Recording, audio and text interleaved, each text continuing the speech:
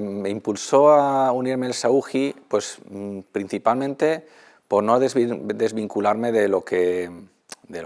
fue para mí pues una experiencia en la universidad, y quería pues, aunque luego pues pasé al ámbito privado, pues seguir manteniendo algunos vínculos pues con la universidad, pues el Servei d'Esports, con la biblioteca. Y bueno, eso principalmente pues es lo que me impulsó a seguir estando pues durante tantos años, creo que ya son 20, como miembro del Saúji. Pues para mí la UJI pues, fue un conjunto, realmente algo puntual no sabía qué decir, pero un conjunto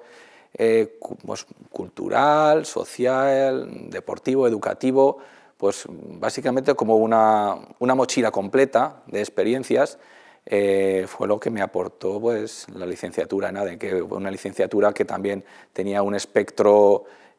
formativo y principalmente a nivel profesional bastante amplio, tenía un abanico de posibilidades pues, de empleo de apoyarme, y bueno, pues me sirvió pues para encontrar el trabajo y llevar pues más de 20 años como auditor de cuentas, que lo obtuve pues principalmente pues por la licenciatura en ADE.